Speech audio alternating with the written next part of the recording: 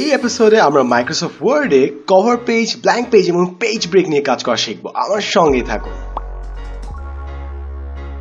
আমি সাদমু সাদেক এবং ফার্স্টে আমরা কভার পেজ নিয়ে কাজ করব। আমাদের মনে করি ডকুমেন্ট ক্রিয়েট করা শেষ।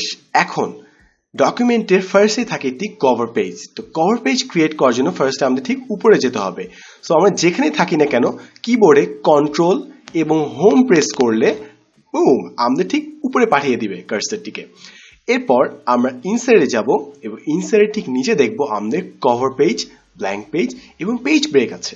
তো আমরা কভার পেজটাকে টগল ডাউন করলে দেখবো আমাদের বেশ কিছু কভার পেজ নমুনা দেখাচ্ছে এখানে। তো আমি একদম সিম্পল একটি বাছাই করি, এটি ব্যান্ডেড, এটা টিক করলেই বুম আমাদের কভার পেজ চলে আসলো। এখন এখানে আমরা চাই ইচ্ছা মতো এটাকে এডিট করতে পারি, যে টপিক আছে ওইটা অনুযায়ী।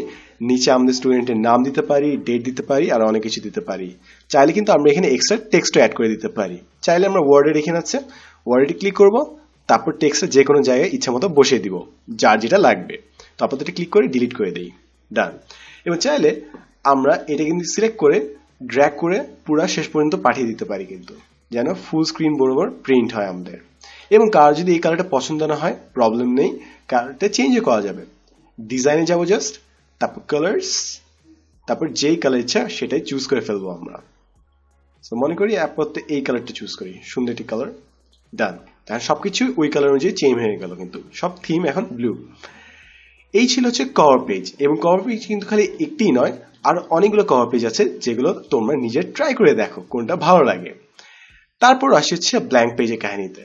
সো ব্ল্যাঙ্ক পেজ মানে সেটা ফাঁকা পেজ। সো অনেক সময় আমাদের বই যখন লিখি আমরা অনেক সময় তখন একটি পেজ ফাঁকা রাখতে হয়, কিংবা বিভিন্ন প্রয়োজনে ফাঁকা রাখতে হয়, লাইক সিগনেচার করার জন্য অথবা অন্য কোনো কারণে। সো ব্ল্যাঙ্ক পেজ নিতে হলে মনে করি আমি এই জায়গাতে ব্ল্যাঙ্ক পেজ নিব, বাট তার আগে আমাকে একটি জিনিস ঠিক করতে হবে যে আমার এই পর্যন্ত যেন ফিগারগুলো থাকে, পরের পেজ থেকে যেন কন্টেন্ট স্টার্ট হয়।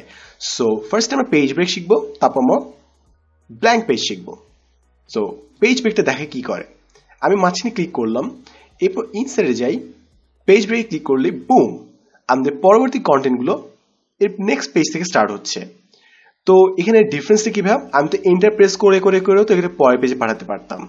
সুবিধাটা হচ্ছে যখন আমরা অনেকগুলো পেজ সামনের দিকে যখন একটু কাস্টমাইজ করব, এন্টার প্রেস করা থাকলে এগুলো সব আবার আগের পৃষ্ঠায় চলে যাবে এবং এলোমেলো হয়ে যাবে। পেজ ব্রেক দেওয়া থাকলে কিন্তু সবসময় এটা পরের পেজ থেকেই স্টার্ট হবে। সো এলোমেলো হওয়ার অপশন কম। এবং তোমার যদি মনে হয় তুমি পেজ ব্রেক চাচ্ছ না, কিভাবে উপরে পাঠাবে, তুমি যদি ব্যাকস্পেস প্রেস করো তাহলে দেখো উপরে চলে আসছে। কিন্তু খুবই সিম্পল ব্যাপার, তুমি চাইলে পেজ ব্রেক দিতে পারো, না চাইলে নাও দিতে পারো, বাট পেজ ব্রেক ইউজ করা বেটার, তাহলে তোমার জিনিসটা অনেক অর্গানাইজ থাকবে। তো আমি পেজ ব্রেক দিলাম।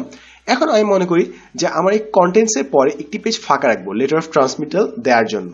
তো এখানে যদি পেজ ফাঁকা রাখতে চাই, আমি এখানে ব্ল্যাঙ্ক পেজে সিলেক্ট করবো, বুম আমাদের একটি পুরো পেজ ফাঁকা। সো অর্থাৎ আমাদের অনেক সময় দরকার হয় যে মাঝখানে কোনো জিনিস আমি দিতে হবে, বাট এখন আমরা দিতে পারছি না। সো ব্ল্যাঙ্ক পেজে ক্লিক করলে মাঝখানে একটি পেজ চলে আসে। তো আজকে আমরা দেখলাম কিভাবে কভার পেজ ইউজ করতে হয়, কিভাবে পেজ ব্রেক দিতে হয়, এবং কিভাবে ব্ল্যাঙ্ক পেজ ইনসার্ট করতে হয়।